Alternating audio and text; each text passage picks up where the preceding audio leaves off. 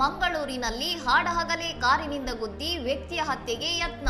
ಭೂ ವ್ಯವಹಾರದ ಹಣದ ವ್ಯಾಜ್ಯವೇ ಘಟನೆಗೆ ಕಾರಣ.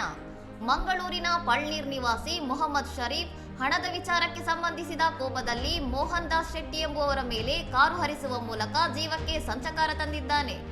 ಸುರತ್ಕಲ್ನ ಕಾನ ಮತ್ತು ವಾಮಂಜೂರಿನಲ್ಲಿ ನಡೆಸಿದ ಭೂ ವ್ಯವಹಾರದಲ್ಲಿ ಸುಮಾರು 2 ಕೋಟಿ ರೂಪಾಯಿ ಹೂಡಿಕೆ ಮಾಡಿದ್ದ ಶರೀಫ್ ತನಗೆ ಮೋಸವಾಗಿದೆ ಎಂಬ ಸಿಟ್ಟಿನಿಂದ ಈ ಕೃತ್ಯ ಎಸಗಿದ್ದಾನೆ ಎಂದು ತಿಳಿದು ಬಂದಿದೆ. ಮೋಹನ್ ದಾಸ್ ಶೆಟ್ಟಿ ಸ್ಕೂಟರ್ನಲ್ಲಿ ತೆರಳುತ್ತಿದ್ದಾಗ ಅವರನ್ನೇ ಗುರಿಯಾಗಿಸಿಕೊಂಡು ಶರೀಫ್ ಕಾರಿನಿಂದ ಜೋರಾಗಿ ಡಿಕ್ಕಿ ಹೊಡೆಸಿದ್ದು ಈ ಭೀಕರ ದೃಶ್ಯವು ಸಿಸಿಟಿವಿ ಕ್ಯಾಮೆರಾದಲ್ಲಿ ಸೆರೆಯಾಗಿದೆ. ಘಟನೆಗೆ ಸಂಬಂಧಿಸಿದಂತೆ ಮಂಗಳೂರು ಪೂರ್ವ ಪೊಲೀಸ್ ಠಾಣೆಯಲ್ಲಿ ಕೊಲೆ ಯತ್ನ ಪ್ರಕರಣ ದಾಖಲಾಗಿದ್ದು ಪೊಲೀಸರು ಕ್ಷಿಪ್ರ ಕಾರ್ಯಾಚರಣೆ ನಡೆಸಿ ಆರೋಪಿ ಮೊಹಮ್ಮದ್ ಶರೀಫ್ನನ್ನು ಬಂಧಿಸಿದ್ದಾರೆ. ಸಾರ್ವಜನಿಕ ರಸ್ತೆಯಲ್ಲಿ ನಡೆದ ಈ ಭಯಾನಕ ದಾಳಿಯ ವಿಡಿಯೋ ಈಗ ಸಾಮಾಜಿಕ ಜಾಲತಾಣಗಳಲ್ಲಿ ಹರಿದಾಡುತ್ತಿದ್ದು ನಗರದ ಜನತೆಯನ್ನು ಬೆಚ್ಚಿ ಬೀಳಿಸಿದೆ. ಇನ್ನಷ್ಟು ಸುದ್ದಿಗಳಿಗಾಗಿ ನೋಡ್ತಾ ಇರಿ ಸೌರಂ ಟಿವಿ.